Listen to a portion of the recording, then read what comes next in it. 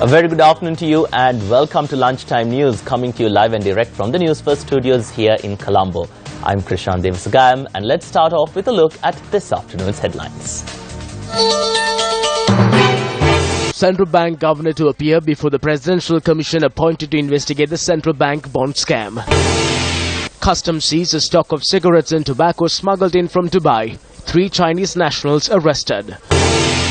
2-match ban imposed on Eroshan Dikwala. 5 killed as aircraft hits shopping centre in Melbourne, Australia.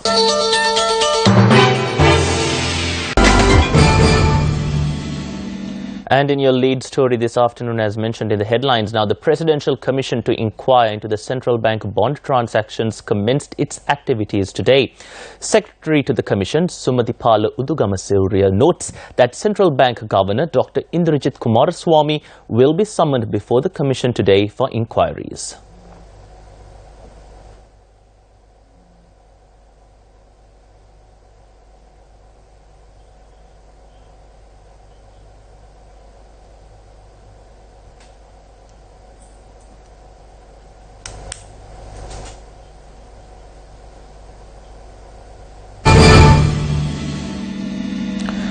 Meanwhile, in another headline-making story, a stock of cigarettes illegally imported from Dubai was seized by customs today. Customs seized the stock of cigarettes that were in the possession of a Chinese woman who arrived in Sri Lanka aboard a flight that landed at 4:55 this morning. Customs officials said that the contraband had been concealed in her luggage, adding that the stock of cigarettes was worth 1.2 million rupees. Meanwhile, Customs also seized over 10 kilograms of tobacco powder and a number of expensive bottles of liquor that were being illegally imported to the island from China. Customs officials said that 2 Chinese nationals were arrested, adding that the contraband was found concealed in their luggage. Meanwhile, police arrested an individual in Bhagavantalava for the possession of a narcotic known as tobacco. Our correspondent said that the suspect was arrested following a raid carried out by the Bhagavantalava police. Police seized 16 kilograms of the said narcotic that was in the possession of the suspect. Police said that the suspect is to be produced before the Bhagavantalava Magistrates Court today.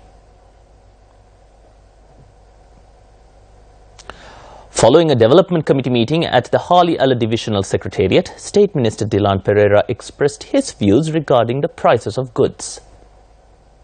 No one in this world can halt the rise in the prices of goods.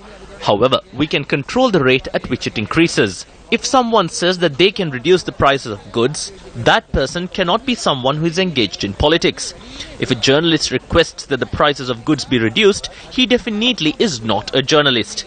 It is only the rate at which the prices increase or decrease that can be controlled. That is the truth. Therefore, the government thinks that in order to reduce the rate at which the prices increase, income generation has to be increased while expenditure is decreased. In addition, the amount of direct taxes in the country should be increased while indirect taxes should be reduced. Sri Lanka is the country that charges the highest amount of indirect taxes in this region. There is a problem in the prices of goods in the market. The government needs to draw its attention towards this immediately. This issue of prices of goods in the market is also connected with large-scale frauds such as the central bank bond scam.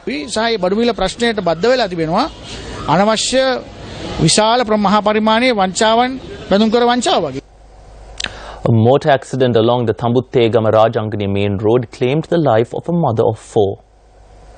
The accident occurred when the victim, who had been walking along the road, was run over by a motorcycle. The victim was admitted to the Tambutte-Gama base hospital with injuries. She passed away while receiving treatment. The deceased has been identified as 77-year-old, a resident of the Gammada area in Tambutte-Gama. The motorbike rider involved in the accident had attempted to flee the scene. However, area residents had apprehended him and handed him over to the Tambutte-Gama police. Meanwhile, 2 individuals suffered injuries in a motor accident that occurred in the Nothalpitiya junction in Thangol. According to a correspondent in the area, a lorry transporting sand had veered off the road and crashed into 3 nearby shops.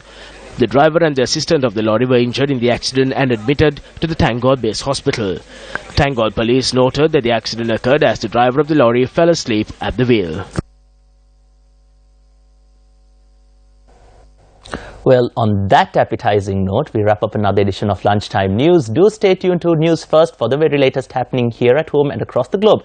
Join us again at 1:55 for our next update.